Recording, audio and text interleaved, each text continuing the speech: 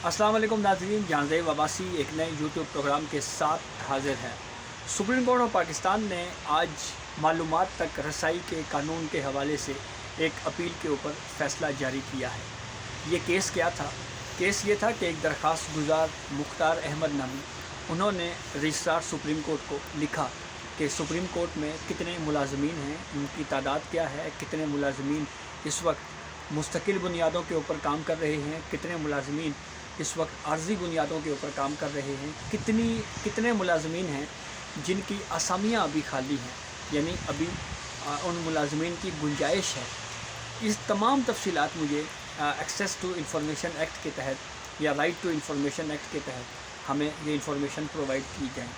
Registrar supreme court ने मालूमात फराहम करने से इनकार किया। दरख्वास्त गुजार इस मामले के ऊपर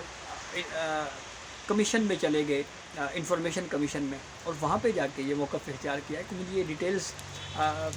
इंफॉर्मेशन एक्ट के तहत मुझे ये इंफॉर्मेशन नहीं दी जा रही। इंफॉर्मेशन कमीशन ने कहा कि रजिस्ट्रार सुप्रीम कोर्ट ये इंफॉर्मेशन दे। इस फ़ैसले के ख़िलाफ़ registrar supreme court Islamabad high court चले गए और वहाँ पे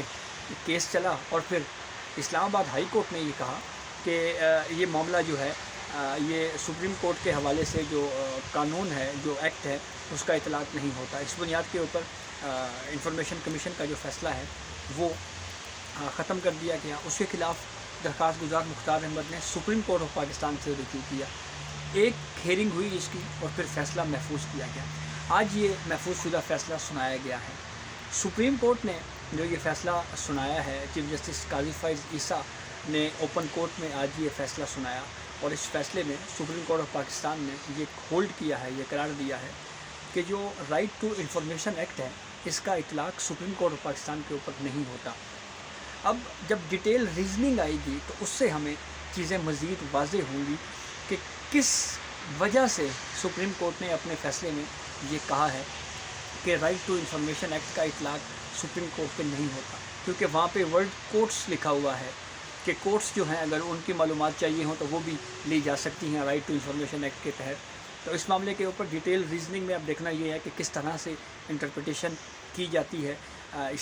इन अल्फाज की एक्ट ऑफ पार्लियामेंट था, इसके हवाले से इंफॉर्मेशन नहीं दी गई। और दूसरी अहम बात, सुप्रीम कोर्ट ने दरख्वास्त गुजार मुख्तार अहमद को ये मालूमात फ़राहम करने का भी कह दिया है। यानी एक तरफ सुप्रीम कोर्ट ने ये कहा है कि इस एक्ट का इतलाक़, इस कानून का इतलाक़ सुप्रीम कोर्ट पे नहीं होता,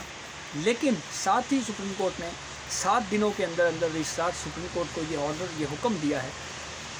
कि आप ये तमाम तफसीलात दरख्वास्त गुजार को फराहम करें। और ये किस इख्तियार के तहत ये फ़ैसला दिया गया? ये आर्टिकल 19A के तहत, आर्टिकल 19A का इख्तियार जो फंडामेंटल राइट्स का चैप्टर है कॉन्स्टिट्यूशन का,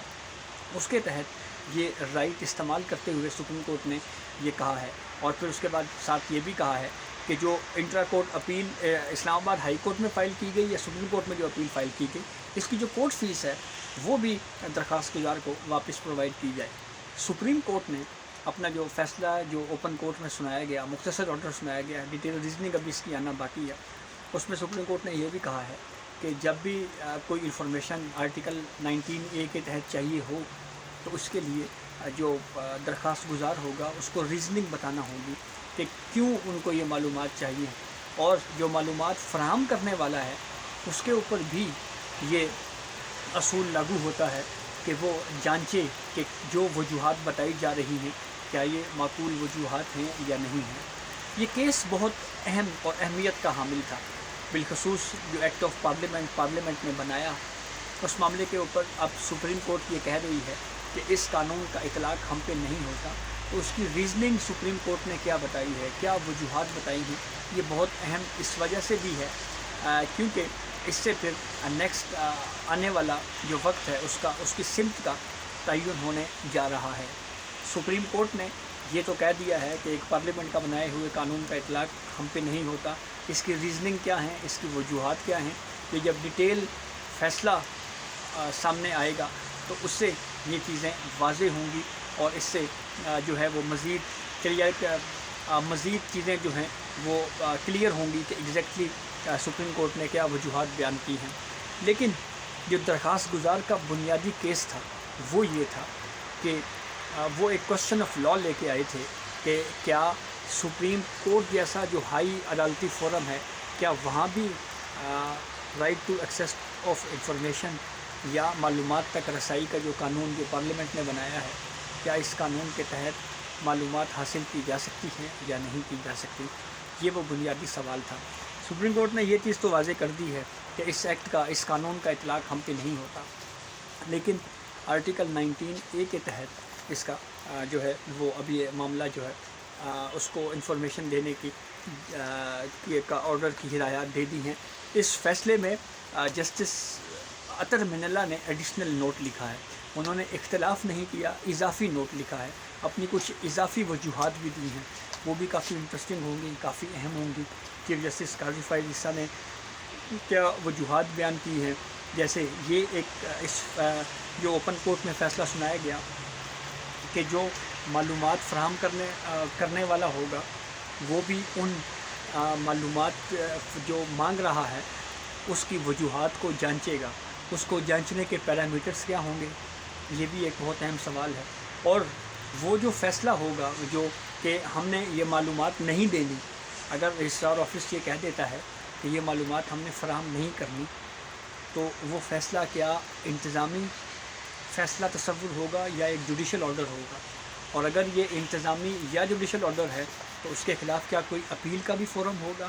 کیا اس حوالے سے کوئی میکانزم رولز کو امینڈ کر کے دیا جائے گا؟ یہ کافی اہم سوالات ہیں جو ایک بطور صحافی میرے ذہن میں بہرحال موجود ہیں، اور یہ تمام چیزیں ہمیں کلیئر ہوں گی جب ڈیٹیل ریزننگ یعنی تفصیلی فیصلہ جاری ہوگا۔ اس سے پہلے اسلام آباد ہائی کورٹ نے تو یہ کہا تھا کہ کورٹس کی ڈیفینیشن میں جو ہے وہ یہ معاملہ نہیں آتا، اور یہاں پہ لفظ کورٹس ہے، اور جو سپریم کورٹ ہے، جو کانسٹیٹیوشنل کورٹ ہے، اس کے اوپر بہرحال جو تمام ڈیٹیل ڈسکشن ہے وہ تبھی ہمیں واضح ہوں گی جب یہ ڈیٹیل فیصلہ سامنے آئے گا۔ لیکن بہت اہم یہ فیصلہ اس لیے بھی اس کو قرار دیا جا رہا ہے کہ آرٹیکل 19A جس کا آج چیف جسٹس قاضی فائز عیسیٰ نے جس کا استعمال کرتے ہوئے معلومات فراہم کرنے کا کہا ہے، تو اس حوالے سے جو ہے وہ چیف جسٹس قاضی فائز عیسیٰ خود بھی آرٹیکل 19A کے حوالے سے جو ہے وہ ایک موقف رکھتے ہیں، ایک ویو رکھتے ہیں، اور وہ بالکل کلیئر ہیں کہ آرٹیکل 19A کے تحت یہ انفارمیشن دی جا سکتی ہے۔ مجھے یاد پڑ رہا ہے کہ ایک فورم تھا، اس نے ایک دفعہ آرٹیکل 19A کے تحت ایک لیٹر لکھ دیا کہ چیف جسٹس قاضی فائز عیسیٰ جب سینئر جج تھے کہ وہ اور ان کے اہل خانہ جو ہیں وہ ان کے اثاثوں کی ڈیٹیل کیا ہے، تو چیف جسٹس قاضی فائز عیسیٰ نے نہ صرف اپنے اہل خانہ کے اثاثے ظاہر کیے بلکہ ان کو سپریم کورٹ کی ویب سائٹ کے اوپر بھی آویزاں کر دیا۔ اب آج بھی اگر آپ سپریم کورٹ کی ویب سائٹ پہ جائیں تو چیف جسٹس آف پاکستان قاضی فائز عیسیٰ کے پروفائل پہ جائیں تو ان کے پروفائل کے اوپر ان کے اہل خانہ اور ان کے تمام ایسیڈز ہیں، ان کی ڈیٹیلز ہمیں ویب سائٹ کے اوپر پرووائڈ ملیں گی، ہمیں وہاں پہ میسر ملیں گی۔ تو یہ اب تک کی اپڈیٹ تھی جسے ہم نے آپ کو آگاہ کیا۔ بہت شکریہ۔